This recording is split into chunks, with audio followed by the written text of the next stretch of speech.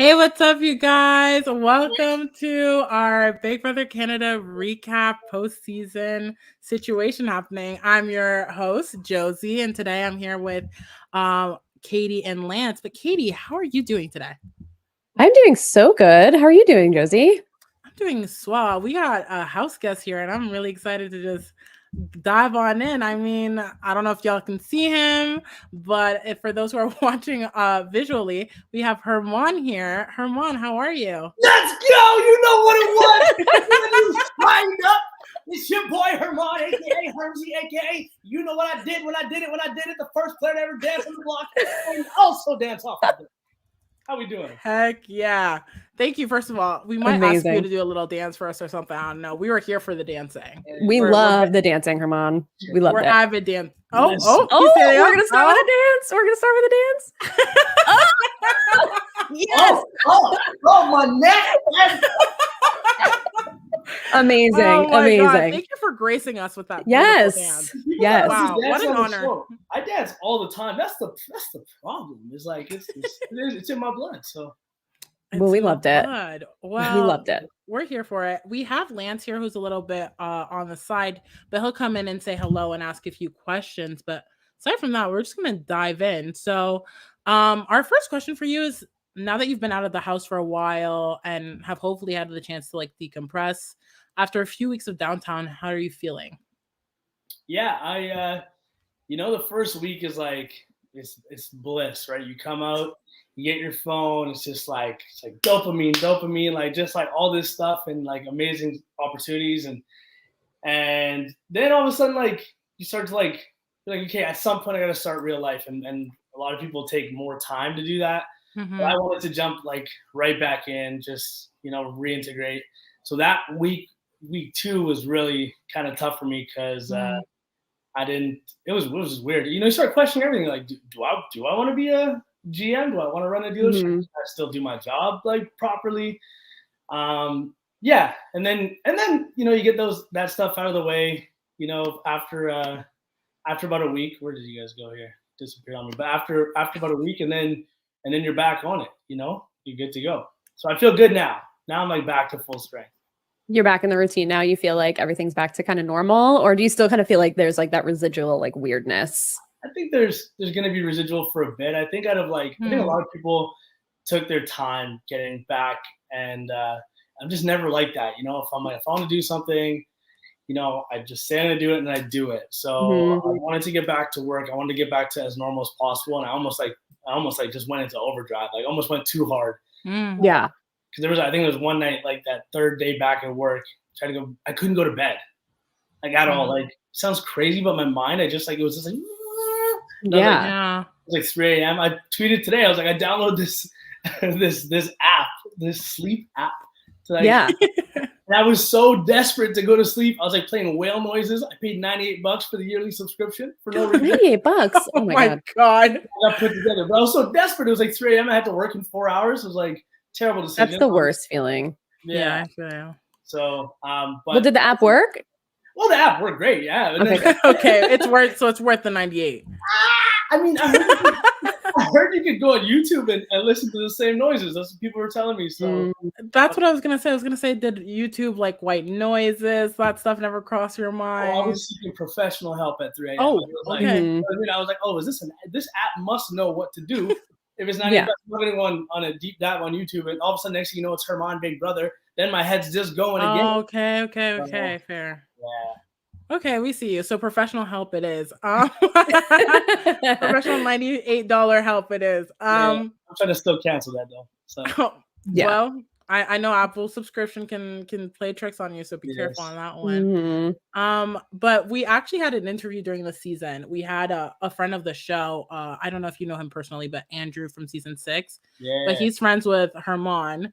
And not Hermon, sorry, Maren. No. Goodness gracious. And then and they told, like, Andrew was telling me and Isaiah, who was our other host, about the fact that you've been a big fan of the show for a long time. So I was just curious, like, what's your history with the show and like your overall journey with the show prior to actually getting on? Yeah, so fun fact, actually season 1, when they were doing, whatever. Me and a couple of buddies drove down from Edmonton to Calgary to do like a walk-on audition.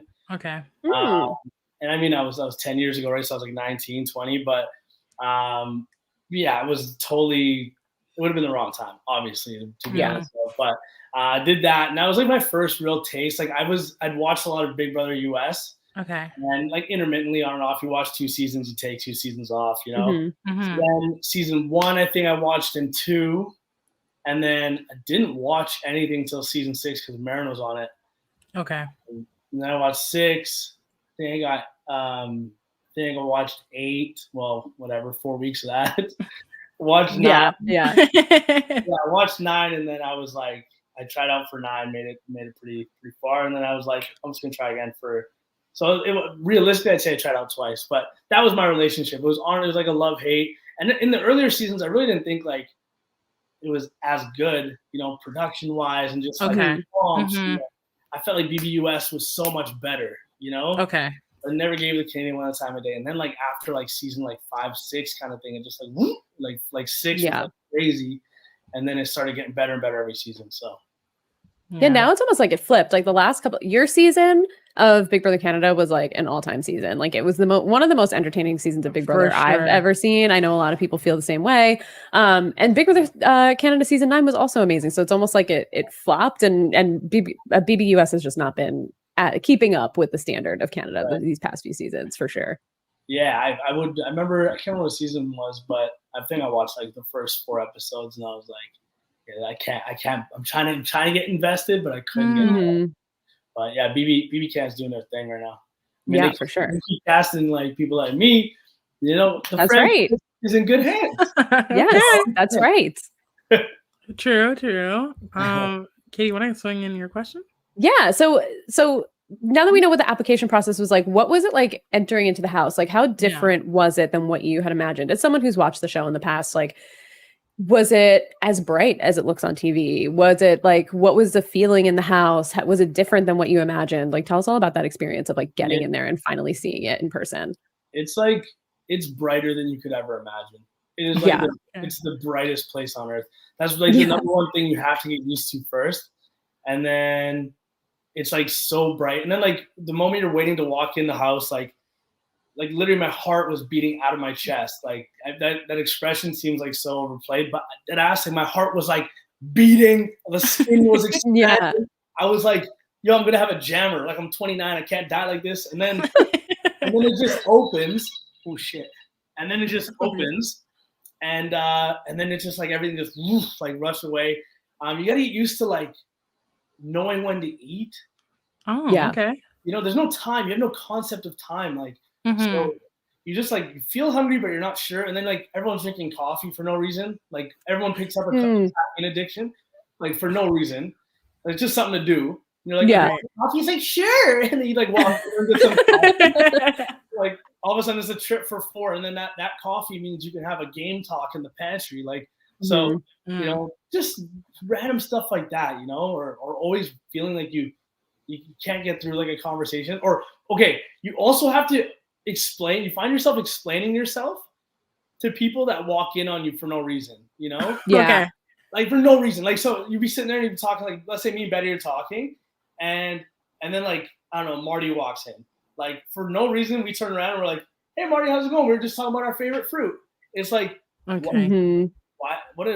wouldn't do that in real life. Like you would just carry on with your conversation, and they'd be like, are you guys talking about fruit? And then you like get into like fruit, you know what I mean? Yeah. Right.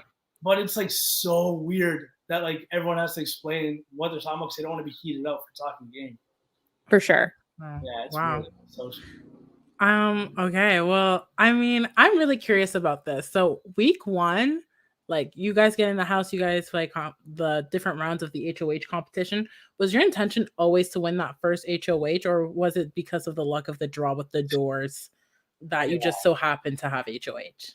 Like, honestly, I walk out, I see 3 doors. I know I'm picking door number 3, regardless. That's my favorite number.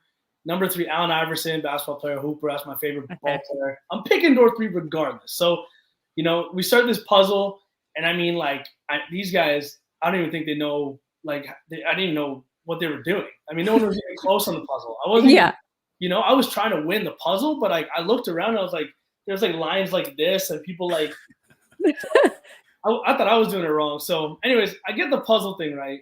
Now I'm on the stage with me, Moose, and Josh, and immediately we're like, yo, we like each other. We should all be friends. Mm-hmm. And then they go, well, you guys got to pick doors. And I just walked to door 3 right away. So I did not want the first HOH. Absolutely did not want it. Okay. And I have like a whole plan sheet thing that I made in before. And it says absolutely it's a waste of an HOH. Don't win it. And of course I win it. Right. So I was tripping a little bit. Okay, so you made a plan heading into the house of what you wanted to do and what your strategy was going to be? Yeah. Amazing. Tell us a little bit about that. I'm curious. Yeah, week 1 was absolutely do not win HOH, just survive.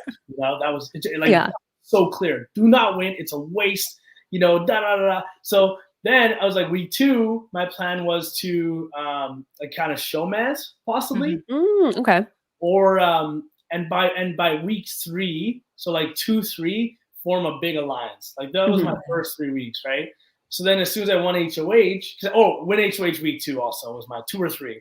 So then I win week 1, that pushes my plan like forward a week. So then now I'm like trying to create the Savage 7 by the end of week 1, going into week 2. I'm trying to figure out a showman's kind of thing, coming into week 2, week 3 kind of thing. And that's where kind of Steph came in there. And then, and then going into week 3, we were set up. I was like, we had Marty, who wasn't a part of the 7, who put up 2 people that weren't in the 7. Yeah. So I was like, okay, we got the numbers on the vote. At the very least, it's a tie. And then we had week 3, and I was like a member of the 7-1. We put 2 people who aren't in the 7, and they gave us the numbers. We have the numbers. Week 4, we're cooking. Like, there's nothing that can go wrong. You know what I mean? Yeah. And then everything went wrong. Yeah. And then my mind was like, power? Is this power? And then like he lost his mind. So yeah. Oh God. Since we're on the topic of Kyle, we're really interested to understand that dynamic between the two of you. Like we kind of saw it, but it wasn't too clear because I think a lot of us were just confused by the HOH overall.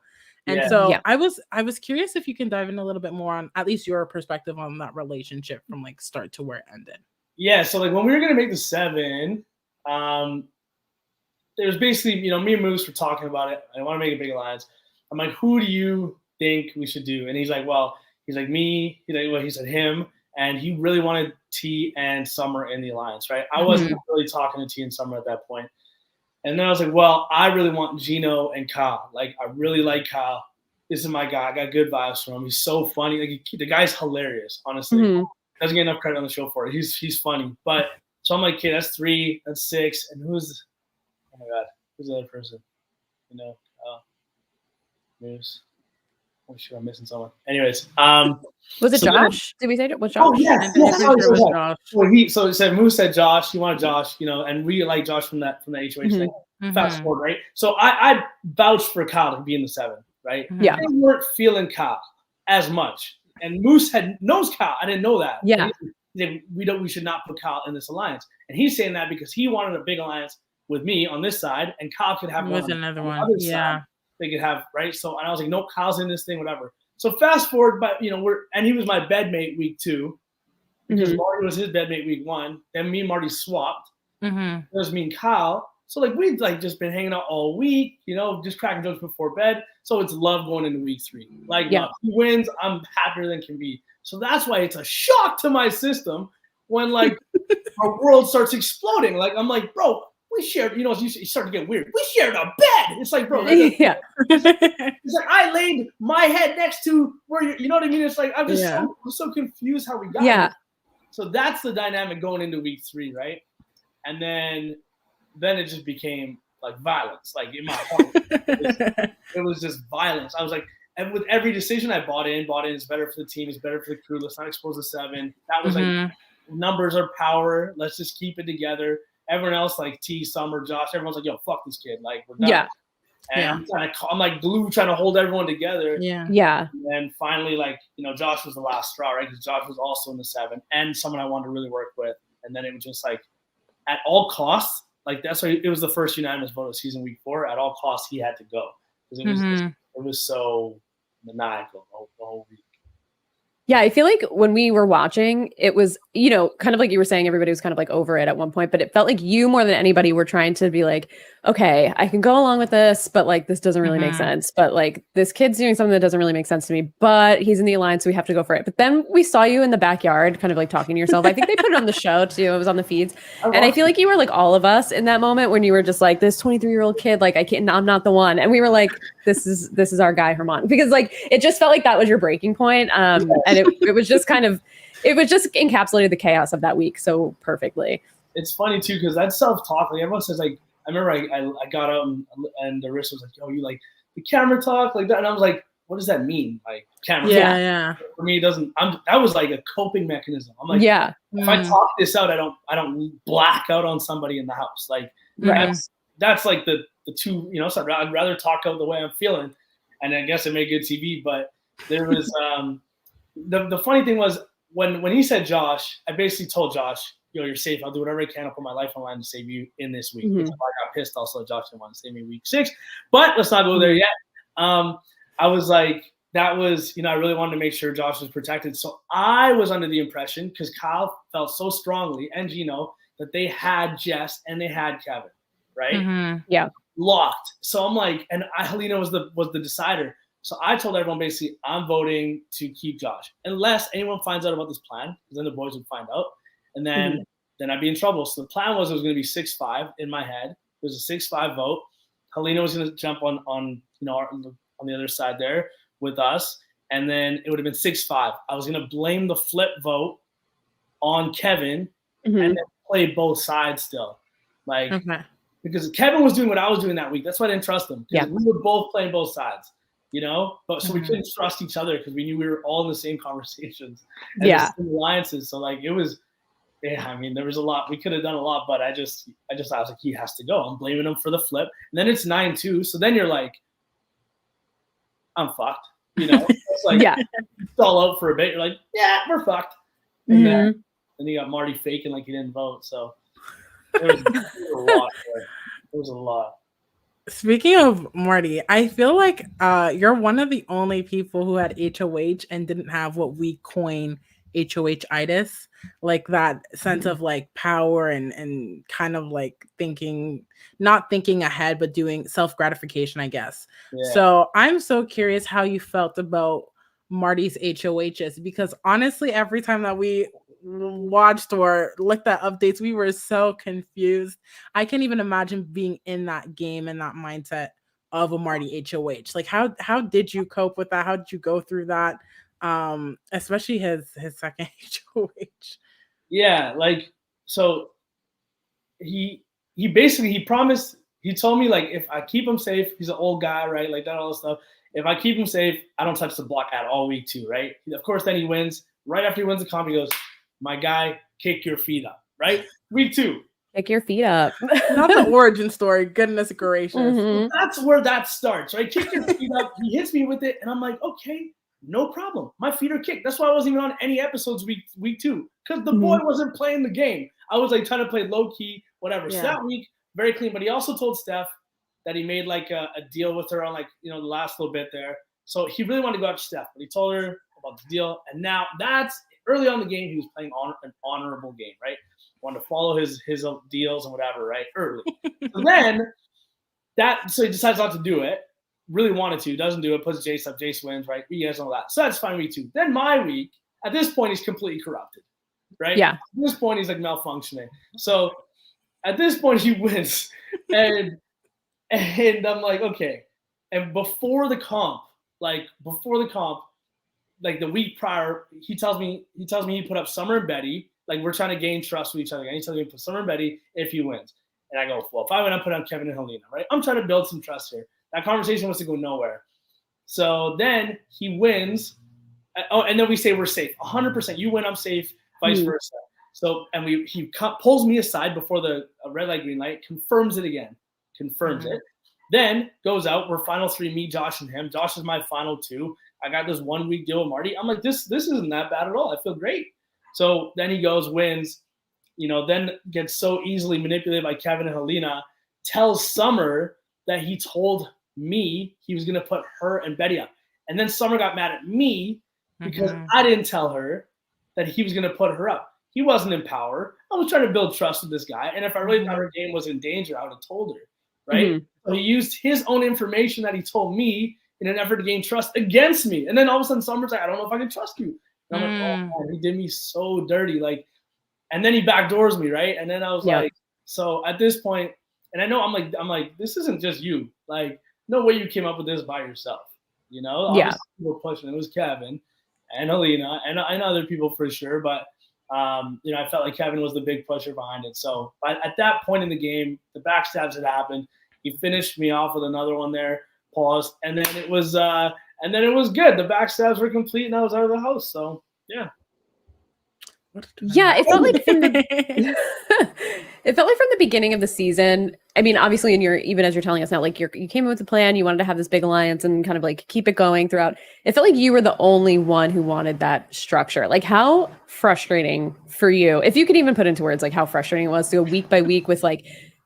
I guess Marty's first HOH wasn't as chaotic, but like a Kyle HOH, and then Gino's was like, you know, getting more order back in the house. Kyle, things are calm, and then it's, you know, then what was next? Was it Jess's HOH, which we know was just complete chaos, which I would love to get your take on that too.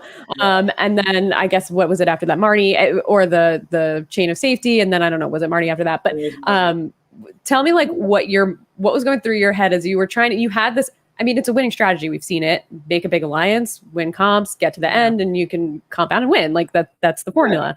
What was going through your mind, the fact that like how frustrating was it that no one else was on that same train with you? Well, it was so irritating. Week 3 was like when I got the most irritated because we had the numbers, we had the alliance, we had people that were willing to be loyal to those numbers, right? And then Kyle, Gino, and Marty are looking at me like, let's just win out. What? I'm like, wow. Like, there's one of us is in power now. There's 3 of us playing next week against a house of 12 or 13. I was like, win out? Like, am I on the same planet? How good do you think we guys like we are? Like, win out? Right. I'm not gonna win out. Like, there's no way we do that. So it was so frustrating to try and get everyone to buy into this strategy that like, you know, just don't rock the boat. Like, just wait till we get like down 5 or 6 people. Let's get to 10. You know, get to 10, and if you guys want to, you know, start coming after each other, great. You know what I mean? But I was like, it's going to get to a point where we get to top 7, top 6. There's going to be like one massive threat and, you know, a few people who I didn't think at the time were as threatening and you're going to be in trouble. And it just like, yeah, no one wanted to buy into like working as a group. Everyone, I mean, we had like, I think Summer had 8 alliances. Pretty sure I had 8 at one point. I didn't start making them until my big one blew up. And I was like, okay, well, screw these people. I'm going to call it an alliance. I'm like, hey, you like lettuce? Let's be the lettuce kids. You know what I mean? Like, everyone had like, you know, anything we did, it was just like an alliance. So no loyalty. No loyalty. That's so interesting because we would get, so shout out to BB Junkie, would do weekly updates about alliances and we would get graphics so you can see them visually. And every week it just seemed like everybody had something new. Like everyone was connected somewhere, some way, somehow. So how did you like?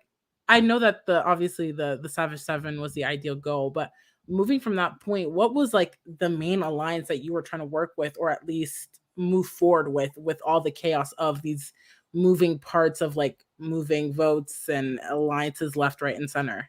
Yeah, it's a great question. I just became like a victim at that point. Like it was like week 3, like I'm in a room, Kyle's like absolutely on his dictator run, and he's like, we got the 4 of us. It's the village voice. I'm like, huh? Like, this ain't even a village. We're in a house. I was like, I was so confused. No, it's like the voice of the village. And I'm like, oh, so now I'm like, I got to buy in. So I'm like, let me make a hand signal because I was making all the hand signals, right? So I'm like, village voice, fam. It's 2 V's. You know what I mean? Like, it's village voice. And they're like, whoa. You know what I mean? So then I'm like, phew, there's my contribution. Like, they know about it. Like, but then there was like, you know, the bargain bin. There were so many like just different ones. I really, at that point, because the big one had failed so bad. Yeah. With you know, a rogue member, I was like, I'm just gonna try and find one loyal human and try and be loyal to that human. And that was for me. I was like, I'm just gonna pick Josh because Moose had thrown my name out already, and it was so heat. Like everyone assumed me and Moose were just like, you know, masterminding every conversation. So it was Josh. I was like, I'm just gonna make it my final 2, day 21 or day 22. We made this deal. So that's why, I wanted to rock with one person. That was it. Mm-hmm. And Summer was like totally pushing me off. Oh, like she's like hot and cold, right? Summer's like, hey, like show mans. No, it's too heat. Wait, come over here. No, back up. Like, it was like very hot and cold. So I'm like, I don't know if we can work together. Yeah.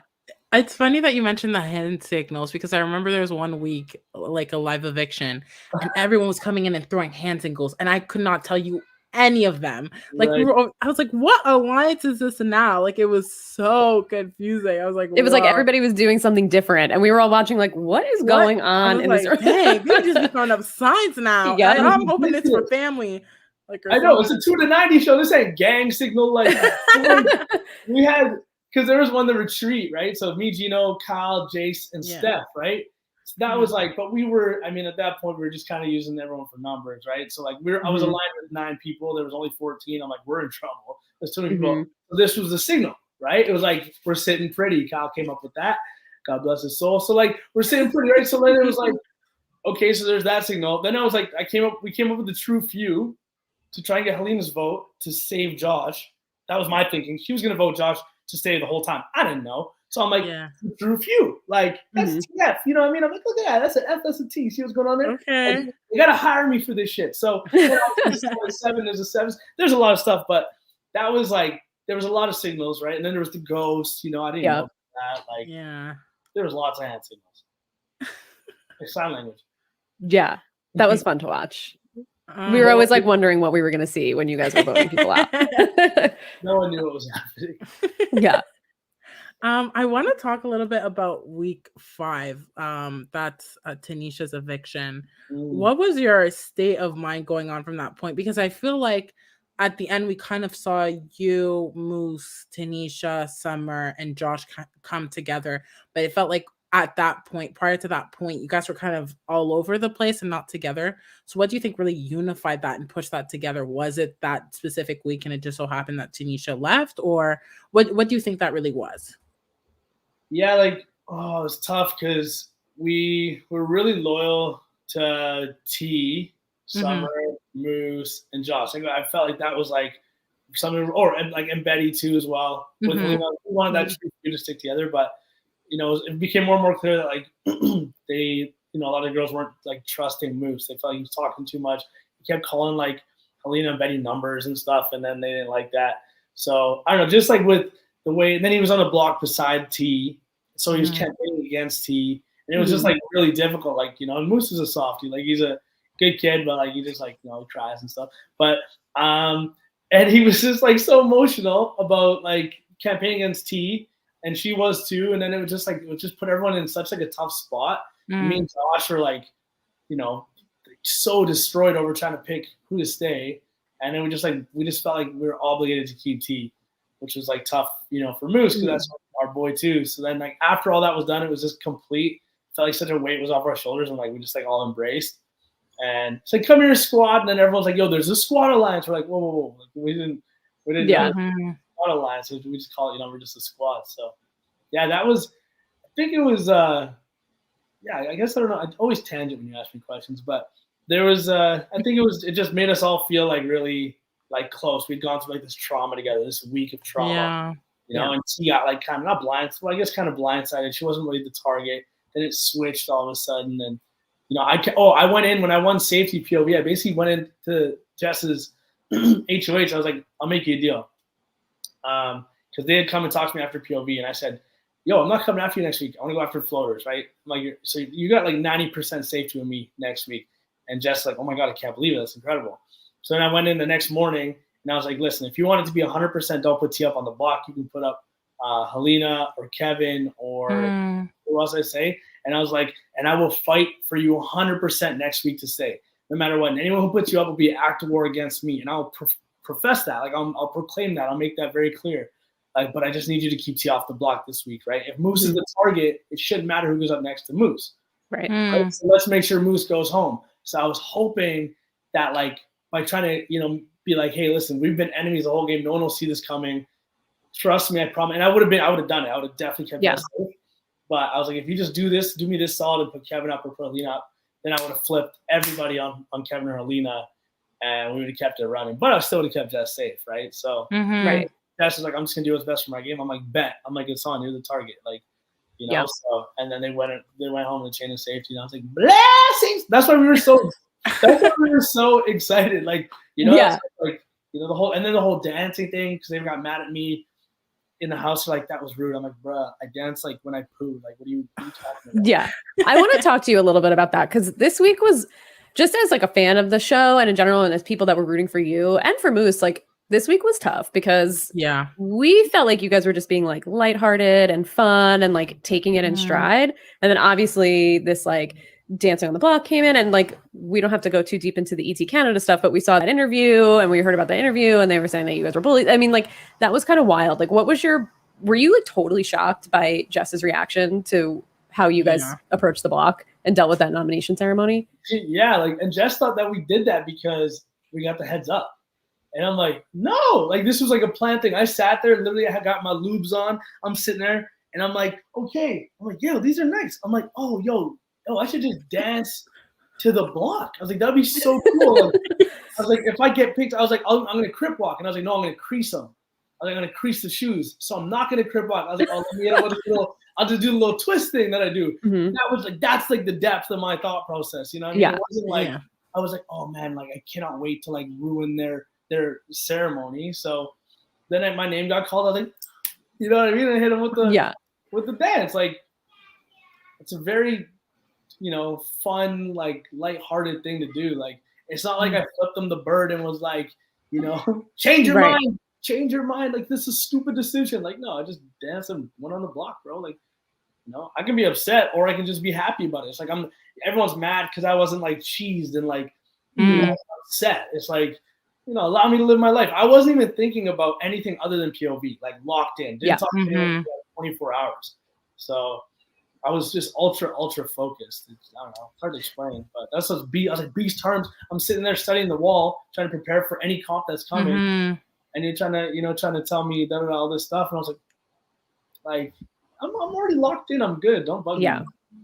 We saw that. Oh, sorry. Go ahead, Jody. No, I was gonna say, like, I feel like that just showed how goofy you were. And you, honestly, this wasn't the first time like we've seen someone dance on the block or like do something. Like, we've had people actually cuss people out. We got that iconic from season 4, like someone telling them that they're gonna surgically remove their ass. Like, it was like we've had way worse. And so to me, it just reminded me of like something that me and my friends would do. Like we joke around and we dance, and it's not that deep. So I honestly, I was shocked that was I thought maybe they were capping just like in the DRs for like to be on one to keep the story going, but I didn't realize it was that deep. So like, I don't think anyone who gets it, I guess, or gets the vibe that you were on takes it that way. I guess some people just misinterpreted it and dived in too deep, but I don't know what you're going to say, Katie, but. No, I was just going to say, yeah, for sure, Josie, I agree with you. And I was just going to say, I remember watching that moment of you studying the wall before the veto comp and just coming in and talking to you. Were you already fired up by then, or did that just fire you up even more to win that veto? Like, what was your mindset? Because it felt like they came in and then it just went left quick on Jess's HOH. It was kind of out of nowhere. Oof.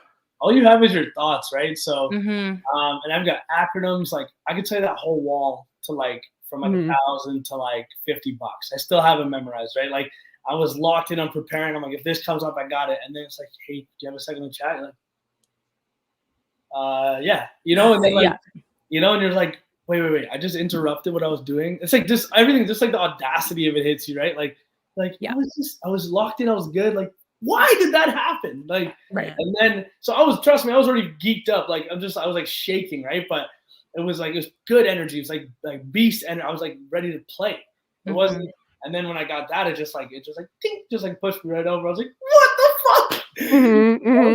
No, I was already there, and I guess it put battery in my back for sure. Awesome. I will say that I want to talk about the safety night double eviction situation, because you know it's kind of an emotional eviction after tea, and then you hear that, like, what is your mindset? Because again, Arisa doesn't flat out tell you what's going to happen, but us viewers kind of have an idea as to what's going to happen. So what's going through your head when you're going into that first competition? like basically that I'm gonna have a chance to fight for my own safety, which is like, I mean, it's all you can ask for in the game. So I was like, I'm gonna be able to do this for myself. So I liked my odds, you know, but I could have never predicted what was, you know, gonna happen next with Moose, you know, kind of hitting that 15. I was like, as soon as that happened, he was geeked up, like he was jumping all over the place, right? So yeah, I was happy I was getting an opportunity to fight for myself. I honestly really feel like the chain went down perfectly. Like us, it went down perfectly. And that was, you know, we got power and we executed with the power exactly what we need to do. And so I was really excited about that. But and of course then you got Gino Jace with Jess in the final comp. Like you got two beasts, you know, and Jess is a beast too. You needed two beasts to set the beast. Like, you know, Jess can definitely win comps. So yeah, it was really nerve-wracking, honestly. Yeah, we saw Jess almost win that comp. They just misplaced. And you saw it, right? Because you were sitting there and you were like, no white ball or whatever. And we were like, oh, Hermon like sees this. Oh yeah. The first one went in, right? And the first white ball went in and they're going, right? They're just like speed round. And we see it, right? And Moose said, oh, and I grabbed Moose by the neck like a cat, like a lioness. Yeah. Grabs her cub. Grandma was like, shut the fuck up. Like, shut your goddamn mouth. Yeah. And then they're going on to like different colors. I don't know if I can swear, my bad. But no, you can. Okay. So then I grab, right? So then they're going. And I'm like, you only want the same colored balls. You do not want a white ball. We don't want white balls. Yeah. It was just funny because I just seen it and I was like, I felt like a sicko though. I was like, that was like petty coming out a little bit. And no, but it was, I mean, for us watching, it was just like, that was like a poetic, like you and Moose were on the block together. It felt like you guys really bonded that week. I don't know if you had already bonded before then, but it felt like that really brought you guys together. And then like Moose won safety. Is that the ideal person? If it wasn't you, did you know Moose was going to save you like right off the bat, or were you a little concerned? I felt good about Moose saving me. I was either going to be me or Josh, but I didn't. And at that point I was so confident in what me and Josh had. I was going to go either way, but I don't know. I felt like anything could happen with me being up there. Like, I just, you know, my ties were closest with, I felt like Moose and Josh at that time. Like, if, you know, Summer could have done anything. You know, Betty obviously was closer to other people too. Gino, Jason maybe would have shown a vote of loyalty, but that would have been too showing in front of the whole house. Yeah. So there was too much to risk there. So I'm looking at Moose like, just give him like the, like trying to like, you know, give him like the energy. So, and he looked over at Kevin at one point, trying to tell Kevin like pick Hermon kind of thing. I'm like, are you dumb? Yeah, that would have been a mistake probably on Moose's part. Yeah, so luckily the picks went like honestly perfect. Yeah. I want to talk about like a little bit what the outside world was doing while that was happening, because usually like at this point Hamza was like our tell-all person, like before a live eviction or anything, like people would like actively look for Hamza's tweets and see who goes or whatever. And I think Hamza had released that Jess left. So everyone was already on one, because after the week that we just had, like at least the people I follow, they were very supportive of you and like Moose and Summer and Tanisha and all that stuff. So seeing the tweet that Jess goes, everyone was on one, just jumping, going crazy. And so to actually see how the safety chain went down, I don't think anyone could have really like been any more happier than what it was. Because, you know, you hear the news and then you're like, okay, but to see it play down the way it did was like incredible for all of us. Because even then we're like, well, we know that Jess goes, but if Jess doesn't go, well, JC Lynn and Gino aren't necessarily the side of like that people are at that point that like people we were rooting for, like Summer and stuff like that, were really working intuitively with. Yeah. And so we were like, this is a good bottom three. And I could imagine people who didn't even know the spoiler, how they were feeling. So overall, it was just so, I hope that you've received that love, because there's a lot of love from the Twitter sphere for you guys, for sure. I do feel the love. Like I, kind of went back, and I don't like to dive too deep into Twitter, but I did go on Hamza's page and look at some of those tweets and stuff. And someone told me he was the plug for this stuff, So, yeah. But yeah, no, it was, I wish it'd be cool to be a viewer for, especially that episode. Everyone said that episode was just nuts.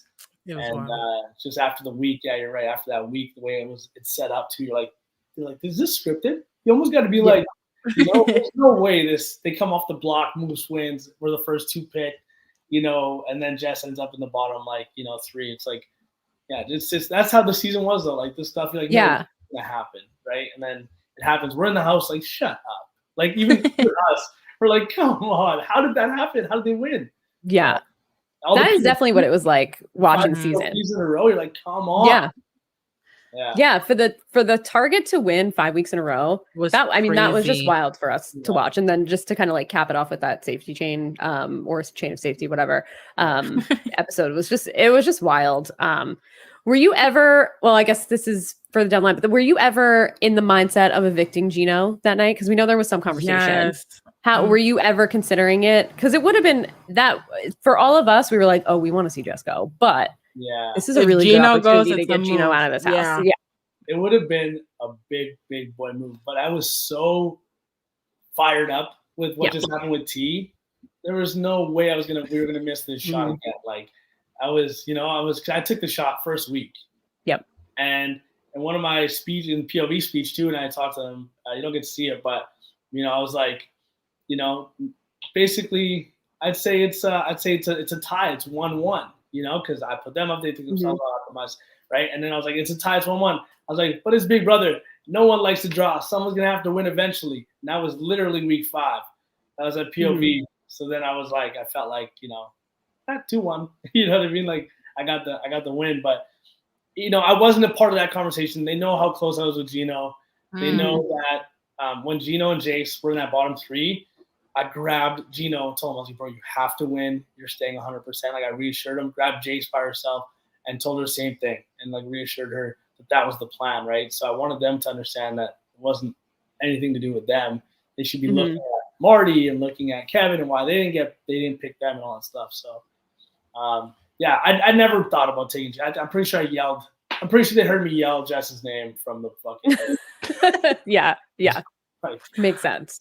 Yeah. Okay. Now it's really interesting to hear how much you had Gino and JC Linton back. I feel like that relationship, we didn't see it play too much. I think a little bit towards the week where you got evicted, but now knowing this, I'm really curious as to why they didn't save you. I think a big part, I mean, I don't know. I'm just a fan who watches the show. I think a big part of it is when you left, I feel like it really did kind of hurt Gino's game in the long run, because I felt like I could see that there was some sense of loyalty there. But yeah, you got evicted and it was, I think it was unanimous. Correct me if I'm wrong. So where did all these allies go? We just, we were jumping about Jess, and then all of a sudden you go, like, what happened between those few days? It felt like it went from like being very like I had a lot of people to like immediately like no one. And then my ties, I had good ties with everyone, like really good ties with everyone, but they weren't like deep rooted, final 2s and 3s and whatever, because I wasn't making those kind of deals. Like I was totally like depending on my personal connections, and I made a final 2 with Josh, which I felt was really good. Really reaffirmed me too, right? Like over and over. And then, so like, it just like, and then, Gino and Jace, like I felt like I was doing something so good with the showmans, and everyone was saying they wanted the showmans gone. And I was telling them that. And then all of a sudden they make a final, like a 5 with, the 3 of them. And that all of a sudden is like, that's better for our game. I'm like, no, it's not. Like, I'm better for your game. I'm still a target. I'm still this. I'm still that. But they felt like it was best for their game to do that with Helena, Kevin, and Marty.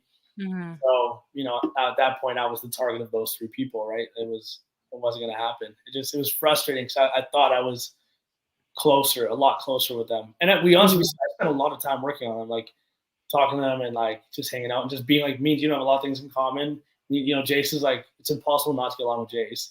So. Yeah, it was very weird, very weird. And Josh and my final 2 and Moose, I was like, that's 4. Like, let's just move on. Next week. And all of a sudden, I'm like, guys, hello, hello. Where do my friends go?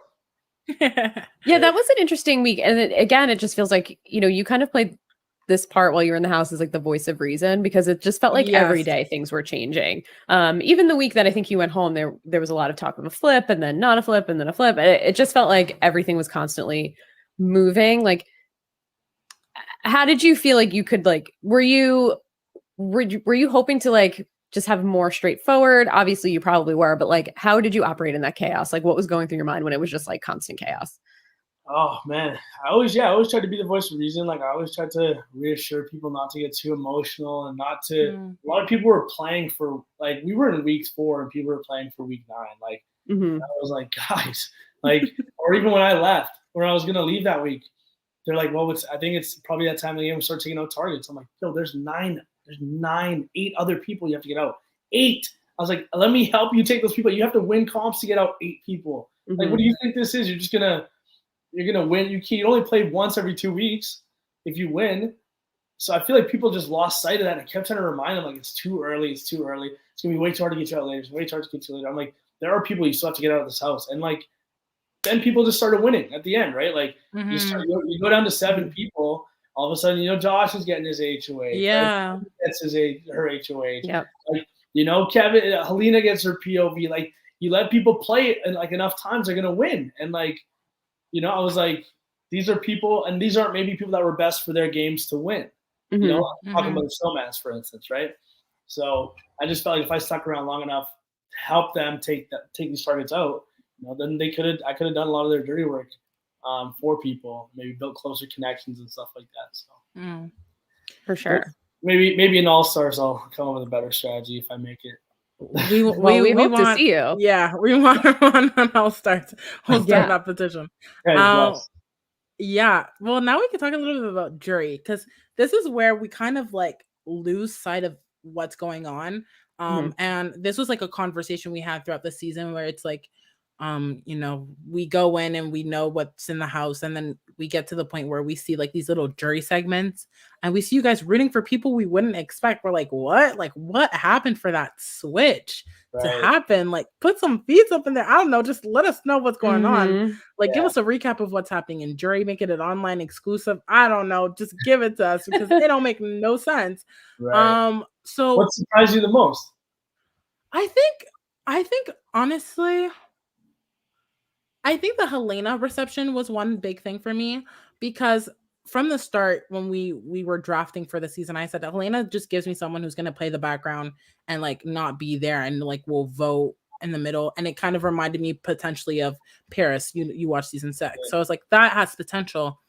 And while obviously I know that people have personal feelings in the house and everything that happens, it just felt like everyone was like down and out for Elena. No one was even there for it, but I'm like, she's still in the game at that point, so she must be doing something right. But every time some jury member was coming in, it was like, no.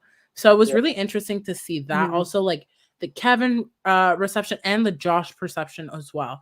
Josh was a big one because obviously during the double eviction, or was it the triple eviction? I forget, but even then, like the Betty choice and everything going on, like we understand some of it, but like for like you and Moose specifically, because you guys kind of came in first, it was really hard to tell where you guys would like all the information you're receiving, where you guys would like want to vote or who you were rooting for. So my first question for you is like, when you meet Moose and you guys talk about the game, in that head, who do you want to win? So he tells me Marty didn't even touch the block, right? After being like house target. Like and Gino won HOH. Yep. So Gino explicitly told me that he was his target. I'm dumbfounded, right? Cannot even understand how the man doesn't touch the block. Can't understand how he has one horse in the race, Helena, and she beats out and wins her first competition. Like, this is all crazy stuff to me. So I'm like enamored by this guy's game, right? Like horseshoe, he's winning comps, he's got the right people in the right places. I'm like, Marty might take this thing. It's not who I want to win, but I'm like, this guy could deserve this if he just continues like bossing out. And then it was I swear he won another HOH. Marty? Yeah. He won a couple. He did. Yeah, when Gino went out on Gummy Bears. He went out. He won 6 and 8. So he didn't touch 7, then won 8, right? Yeah. So I'm like, like this guy's killing it. So that's what my first thoughts were, right? And then, Josh was automatically like a no-go for me, like right away. I was like, that was my final two. I felt so like, and the thing is too, I was chasing Josh for these conversations, which like hurts more. Like, like, yo, you're my guy. I can't do it, man. It's best for my game to not keep in this game, but I'm chasing Josh. And he was like, let me talk to one more person. He's telling me he doesn't trust me. These are things we've never, ever said like before. Up until that point. Up until this point, right? So you don't trust me about what? Something happened week 2. Why the fuck is this the first time we're talking about this? Right. And then, and I'm like, you didn't bring this up when I said let's do a final 2 or like the 94 other conversations we had or every breakfast or every coffee that we have, like never. So it just felt like so. And then I was like, hey, let's see if you can do this. And then he would say, let me have a conversation with one more person. And then I would just never hear back, right? So it wasn't Josh. I wasn't all the way there with Betty yet. Helena was a no. Marty, I thought, could do it. I was kind of cheering for the showmance a bit because I was like, whatever. And when everyone came in, they told me more and more and more about what Kevin was doing behind the scenes. Like, no, Kevin actually told me to do that. Or Kevin suggested this. Or Kevin, I was like, and then Kevin's goodbye message was, I've wanted you out for a while, bud, and I finally got what I wanted. And I'm like, what kind of sickening message is that? Like, what do you mean? Like, bro, I live around you. Like, what do you like? I didn't know that was all happening, Yeah. So every week someone gave me more about Kevin, and they weren't talking to each other. They just come in and be like, yo, Kevin, right? Yo, Kevin. And I'm like, oh shit. Like, there's a lot more to Kevin's game. It's almost more. It's like, I was so blind to his game. And it's like so much more intriguing when someone comes in and gives you that information. Yeah. So that just built more and more and more for Kevin. Marty, I thought was just going to win out, honestly. Like, that's lucky. Promises a week of safety here and there. Can get through a couple weeks. We put Summer up really high too. I thought Summer had a good shot. Yeah, I thought she would get a win. I thought she would just get a win and make a move, and then it would just. She's smart. She's really smart. So I thought she'd make a move and solidify something, right? But it just didn't work out. I'm okay. So it was interesting because I felt like you and Kevin were going against each other, and I thought you had a bit more of an idea of his game because I felt like you guys were kind of playing similar. Like I feel like you guys were kind of trying to mirror each other, kind of, and it was like that Spider-Man meme where you guys are both pointing at each other. Yeah. That's how I felt like your game was in general. So it's really interesting to hear that was the perspective because we realized that Kevin was low in the game, but also one thing that we talk about is perception is reality. So honestly, you only see what you have until someone gives you something more. So that was interesting. But I do want to talk about Gummy Gate. Because you're in jury, you're minding your business, just vibing, chilling with the rest of the jury. And then you just sun out, chilling, by the lake, whatever it may be. And then you see Gino come in and you're like, what's your first response to that? And then hearing what happens with the gummy bears. Gino comes in there. I'm like, no, they took the Mandems out. You know what I mean? I'm like, yeah, wow, here we are. And then he goes, I gotta tell you guys something, man. He's like, they did it by gummies or a gummy bear. And I'm like, what? I'm like, what do you like? Wait. Like, what do you mean by a gummy bear? He said, well, bro, there's literally a thing of gummies, and we all pick randomly.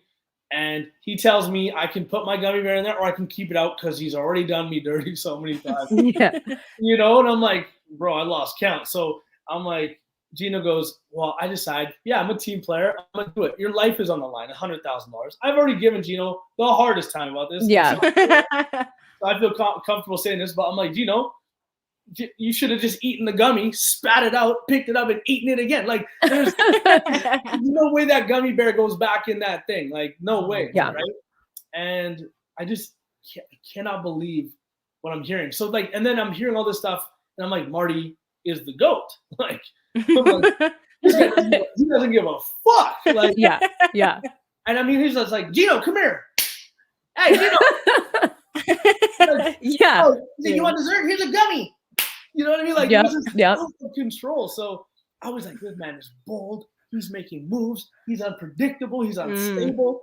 And I was just like, I was just in awe, So I was like, hey man, if this guy wins, like I'm I don't care if he makes the final 2. I'll give him the money. I don't care. Like he took out Jay, then took out me, then took out Gino. I'm like, right. Some big players. I'm like, so do your thing. But obviously that came to an end. I could not believe the gummy bear thing. Like, oh, and then so I still haven't watched that episode. Okay, you haven't? Okay, I'm on week 7. I just like, I know all about it, obviously. Yeah, but I mean, just the images of just fucking like. Yeah, that is so funny. It's too much. That was wild to watch. I mean, I think just generally, and we asked this to Kevin too when we spoke to him last week. Like, were you guys shocked at like how many times Marty betrayed Gino? Like, it was like every week he was like, "This is my guy. Like, I love this guy," and then it would just be like, "Oh, except he backstabbed me. Oh, he voted against him in the double eviction. Yeah. And oh, he actually just sent him out on his HOH." Like, were you guys shocked? Like, because we were watching it, we were like, we cannot believe like what is going on. No, it's just like it was so tiresome. Like he would do something so foul. Like foul. Like mark your territory. You're on that side, I'm on this side. And he'd be like, "I'll do anything up to you." And I'm like, bro, can we just not continue on with life? Like, he's like, "No, I have to repair this bridge, but I don't know." And Gino's looking at me like, Gino's so calm, cool, collected. I'm trying to get this guy fired up. Do something. Say something. Like Gino's like, no, bro, you're a player of cards, bro. He's like, when it's time, I'll strike. And I'm like, fuck, man. I just need you to get fired up. Someone do something. How am I more mad? I'm running around the house like, who are the rogue votes? I'm like, who are the votes? Yeah. I want names. Gino's like, let's have a meeting. This wedding. Like this guy's like, some mob shit. I'm like, man, I just need you to like, let's just blow the house up and get excited and do something. Yeah. He's so he meditates every day. The man's so calm. And I'm like, but yeah, it was a lot. When did you find out about JC Lynn's secret power of veto? And how did you feel about the fact that she didn't use it to get Marty out the door? Oh, yeah. So, like, what? I just watched the episode, week 7. I was like sitting there like, Jace, how could you not have used this veto, man? Like, and then if you're going to tell everyone or tell people that you have it, you got to tell everybody. Yeah. That's like you're giving them information is power. And, I think they use it against her too, right? But I couldn't believe she didn't use it, one. They had a free shot at Marty. Yeah. When we watched the clip, we thought that Marty had it. Moose is convinced. It's like up and down. He's like, Marty has the veto. Look at his face. Look at his face, right? And so we're convinced that Marty had it. And we're like, even if they would have put him up, he would have used the veto. But the guy never had it. And it was just like, it was a lot to consider how big of a move that could have been. How they could have aligned themselves, taken a number away from Kevin and Alina, basically their workhorse, basically. And that would have been a massive move, massive power move. And it was on Gino's HOH, right? Gino won HOH. Yep. What a power couple showman's move. That would have been nuts. Yeah, and I think going into that veto, the plan was to backdoor Marty. Yeah. It was. But then Helena won the veto, didn't use it. Well, and then this whole thing became, well, Marty's a bigger target than you, so we got to keep him around. But then when I was on the block, that wasn't the case, right? Yeah. That was 3 weeks before or 2 weeks before, right? I was a bigger target than Betty at the time, but at that point we had to get our big players. But when Marty did it, now we got to keep bigger players because they're bigger targets. I'm like, you just can't pick conveniently, what strategy you want to use. That's why my reasoning was bullshit. Well, I mean, okay. I wanna talk a little bit outside of the game because I feel like we've hit pretty much anything. But I'm sure if Katie has any more questions, she'll hop in. What's the thing with the jury skits? I still haven't even seen all of them yet. Oh, we love the jury. We love them. There's also on Global, there's little segments that you don't see on the show that are really good.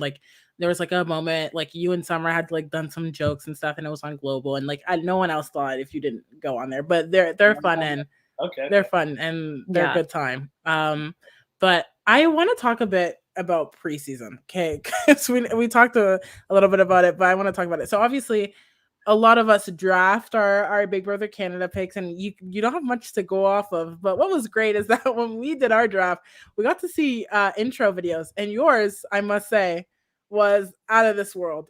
Like, really, the energy. I'm gonna be honest, I was scared for you because your personality is so out there in like the best way. I'm loud, I'm proud, I'm the same way. Yeah. But I don't know if I could ever do an intro video like that. What was your process about it? Because when we talked to Kevin last week, we kind of talked about the fact that even his intro video is like really like hardcore, and a lot of us over the like, top. His was over the top, over the top. So I'm curious, what was your thought process when you did yours? Because I feel like in the best way possible, it was extra in like the best way possible.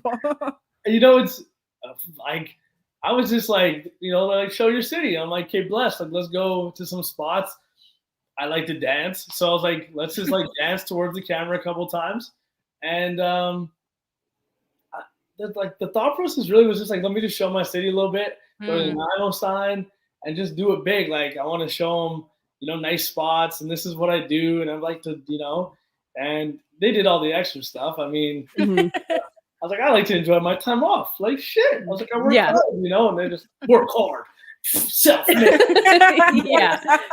Real, you know what I mean? Like, real brothers only. Like, it's, you know, so I was just like, yeah, okay. Yeah. That's what I pictured in my head, you know, but what I'm sending in is clips of me, like, you know, just whatever, just being myself. I don't know. I'm glad it, like, the energy comes off because you only get a certain amount of time. Yeah. So, yeah, I'm glad everyone liked it. That's so funny. There was, I think, a part in the house where Moose was doing, I guess, like impressions of what he thought everybody's intro videos were, and they were like almost spot on. It was actually kind of crazy. That was pretty good. You're dying because you did Steph's, and I think it was exactly spot on. Yeah. So I'm gonna use my assets and like yeah. And we were like, yeah, that's exactly what she said. Yeah. That's it was so great. funny. Oh, Lord. What Hermon, coming out of the house, like obviously you were in the house for so long, you probably were sequestered for a little while beforehand, and then you're in the jury house. What was it that you were looking forward to doing as like the first thing that you got out of the house? And was there anything that was in your mind, like were you thinking about like any sports teams or what was going on in the news or like like what were you like thinking about that was from outside of the house that you just like couldn't wait to check in on? Yeah, sports for sure, like the NBA. I want to see where the Oilers were at. You know, I wanted to see, you know, if the Raptors were in the playoffs, I was going to try and catch the game. You know what I mean? The sports was a big one. Obviously, the war. We wanted to Ukraine. Thing, Russia. Like, we had no idea. I had a pre-approval for a mortgage before I went in there, so I'm like, hopefully that's still valid. Yeah. You know, I come back, rates are up 2%. I'm like, God damn! Like, oh no. You know what I mean? Like, there was a lot of stuff that was on my mind. I wanted a shawarma really bad. So I was trying to get a shawarma right away. Yeah, those like the thoughts that I had. Oh, all my bills paid. Just like regular shit that like you think about. Like, oh, am I gonna be able to? Oh, like, will I be recognized? Like, you're like, will I be recognized, or can I just like? Is it just cool? And I was like, oh, I'll just. So I wasn't sure I was going to jury, so I was like, I'll just. When I leave, I'm just gonna be in TO Dolo for a couple of days. Okay. And I'll go to like a couple sporting game like events and stuff. And I was like, but can I just like walk by myself? Like, no, it's not like that. I'm like, is it like that? Like, what if someone thinks that I just have like the $5,000 in winner's money like with me? You know, what if you just think I just got 5 racks with me and they just try and like, you know, like, this stupid shit. And then like you come through, right? And Arisa's like, the jury house. You're like, wait, everything changes, right? You're like, where is it? How do I get there? Were you happy when you heard your injury, or were you like, damn, this is going to be another long couple of weeks that I'm away from everything? I was preparing to go back to work, like, dead ass, get a shawarma, go to Edmonton, like, go see the family. Like, I want a shawarma so bad. But then I was like, jury house, I was like, oh, now I get the full experience. Like, that's all I wanted. That's why I wanted to make it past week 6, because we're doing the math. We're like, yes, there were 16 people, which is like way too many, first of all. But then I was like, okay, well, if I leave now, there's 8. It's even. That doesn't even make sense. They're going to have like 2 triples to like make up for trying to get this thing done by week 10. And then I was just in jury. And I was like, well, immediately as soon as that happens, I'm like, jury management, like, a bunch of y'all blew it. Like, Josh blew it. Like, you know, other people blew it. Kevin came up to me when I knew that when I was on the block, basically knew I was going to go. And Kevin didn't owe me anything. Didn't have to have a conversation. Had no idea jury was happening. And, pulls me in the pants and he's like, he's like, man, like, you were incredible this season. Like, he's like, I'm such a Hermon fan. If I was watching the show, he's such a Hermon fan. And he's like, bro, he's like, deadass, you're world-class funny. He's like, I think you should do the comedy thing. I really think you should pursue that. He doesn't have to say this stuff. Doesn't even know to be in jury. Just a good dude, right? So I'm like, I could get over it. Give him a bear hug. I'm like, get over it. Like, yeah. And then I find out I'm in jury. Like, that's the last thing I remember leaving the house of Kevin. Just for you to like realize where our head was at. Kind of going into, that week alone. And I'm like, that's a good dude, whatever, right? So, I don't know how I got here. But. Speaking of jury management, did you guys see Helena's message to JC Lynn, or did JC Lynn just tell you guys about it? Like, what did you hear about that? Because we were shocked at that goodbye message. So how did you guys receive it in the jury house? Like, did you see it? Jace was fired up about it. I can't remember what it was, but she told us, like, it was like something about if you focused on the game or something like that. Like, or no, I don't know what she said something about like to focus on finding a guy over the game or something like that, or finding love. Yeah. She was telling me too, like, that she had said to me about me, like, have fun on your ferry, buddy, or something like that. Like, and like on your ferry back in Nanaimo. Yeah. I was like, and I think Kevin was telling her that he was ripping people apart. Kevin told her he was ripping people apart in his goodbye messages, which he obviously wasn't. He was like, right, incredible, like, you know what I mean? So I think she just started like doing that to people, like, being like a little more, giving a little more spice, right? So decent move there, but I don't know. I think Jason's fired up when she came to. That's when she was like, no, Helena's no to Helena, and then it just added to some more no's already there. I will say we got to interview. We started doing exit interviews starting with JC Lynn, so we didn't get to interview anyone before that, which kind of like I wish we would have, because that would have been fun to talk to everyone. But we were like, I remember JC Lynn just not being here for it, and I was like, I can't imagine her in the jury when she has to actually explain why she feels this way. I think it's going to amp her up even more. It's really interesting to see the last few people and their reactions, like once they left, even though it was technically two, but it was really interesting. So I can't imagine what in the jury house when she's like, there's no cameras and she can just say how it is. You get like, and that's what you get. You have people fired up like that, right? And if you have people going into that jury house fighting for you, then like it's such a blessing. But I mean, you have people come in there like pissed, and the whole time you're like, I never vote for that person over my dead body. Da da da da. I mean, and you get enough of that for a week, like you're like, oh, maybe they got a point. Like, why would they be so fired up? Consciously, it's got to play a role. For sure. I think we're realizing how important jury management was. Yeah. Because now you're saying you were like, hell no to Josh. Summer was hell no to Josh. I feel like Marty was like, I'm open. Like Marty was on his own, in his own planet. And so I'm starting to realize how big jury management was. And I wish we got a little bit more of that glimpse into it. Because when these short clips of like people saying, I'm not voting for that person, you're like, why? Because I wouldn't have known about the Josh thing until we had this conversation, which is really nice. Yeah. And kind of speaking of that, like going into the finale, say Kevin didn't make it there and it was Josh sitting next to Betty.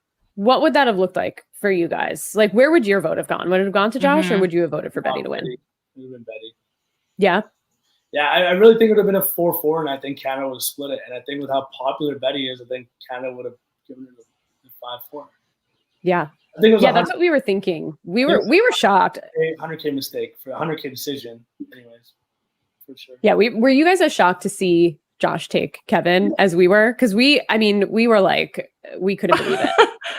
It was over for Kevin in our heads. Betty walks through that door. I can't even sit in my chair. Like immediately, everything hits you, right? Like I stand up and immediately you realize it's Josh and Kevin in the final two, right? Like, Betty's out, you're like, oh my God. Yeah. And she cursed you guys out a little bit. She was like, why are you guys all laughing and smiling? Sit down. She was looking at Moose, first of all. She was looking at Moose. But me and Moose, like, we react to stuff. Like, we're passionate people. But, like, I wasn't like, I was like, oh my God. And I was like, oh my God. Like, that's our final two that's in there. So, and we're trying to figure out how it happened. there's just a million things that run through your mind, right? And then, and I feel like, and I'm more empathetic, like now sympathetic, watching the episode or watching the clip. I've seen a clip of him picking Kevin. It's devastating. Yeah. And like she just goes through that, comes out, and us two hooligans have been living up in the jury house. Yeah. We're sad. I'm like, yeah. Like, the last, you want to just slap people out, yeah. Yeah. So I get it now, but at the time, it's bad. It's like that big of a deal. Yeah, totally. Is there anything that Josh could have done, or what should Josh have done differently to get the vote from the jury, essentially? Like, was it the jury management, or was it something else? But Josh was like, had this way. It's like a blessing and a curse. Josh is like such a way to make you feel like so close and so good with him that it's like, it's a blessing because it helped him build such strong personal relationships, right? But it's almost like he built too many of those and then managed them. And then like everyone felt so close to Josh that it hurt 10 times more. Yeah. You're like, oh, like literally, like Marty's like, he talked about the elders thing with me. Like I'm like, that was my final two. I'm like, that's my brother. Like, just hurts that much more. So yeah. I think the only thing he could have done, maybe besides picking Betty, was I don't know. I think he had to do everything he did to get to where he was. Yeah. I think maybe having like more closing conversations and just owning some of the decisions he made.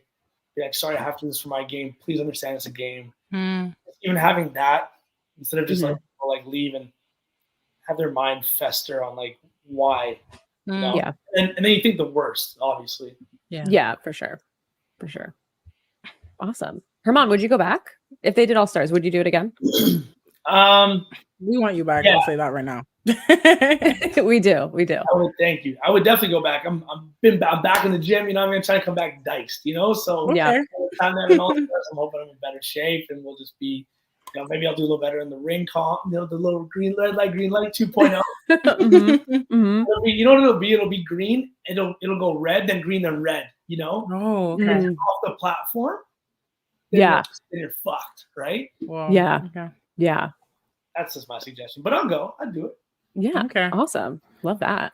Yeah. All right. Well, with that, thank you so much for coming in and doing this interview with us. We're so excited that you even said yes in the first place. Me and Katie were kind of geeking out. So we were totally geeking out. We were totally geeking out. So we're really thankful to have you on. But this is the part where you kind of plug whatever you want. Yeah. Social what do you have media, going on? anything that you're doing right now, feel free to just put it in. Okay. Well, it's your boy Hermsy, and I'm on I'm on TikTok. Actually, just got TikTok. Hermon Nizghi, that's the name. It's Hermsy on Instagram, HERMSY. You already know what it was when you signed up. Incredible content. Incredible. My Twitter's popping. It's Hermsy BB Can. You can jump on there too. And goodness gracious, it's like a fucking bug in my throat there. Other than that, I love y'all, and thanks for supporting the kid. And that's all I got. All right. Well, Awesome. Thank you so much. And with that, we're going to sign off. Katie, do you have anything that you want to plug in or shout out real quick? No, I'm good. You guys can find me just at Real Slim Katie anywhere. Instagram, Twitter, all the places. So feel free to check me out there. Doing a ton of stuff for Silent Podcast as well. Real Housewives, Real World, Obi-Wan. So feel free. Obviously, Big Brother Canada post-season coverage. So just feel free to follow, check it out. Perfect. You guys can also see me all around Silent Podcast. We just did Selling Sunset. We finished the Circle coverage. We have an interview with Alex, so that's going to be fun and exciting next week. But we're so excited to keep delivering you guys such great content now with the Silent Podcast. So stay tuned, like, rate, comment, subscribe, do all the things. If you rate us 5 stars, if you don't, we don't want it. That's what me and Carrie say all the time. 5 stars or nothing. Yeah. But with that, thank you so much again, Hermon, for coming in. And we're so thankful. This is Silent Podcast signing out. Bow, bow, bow, bow.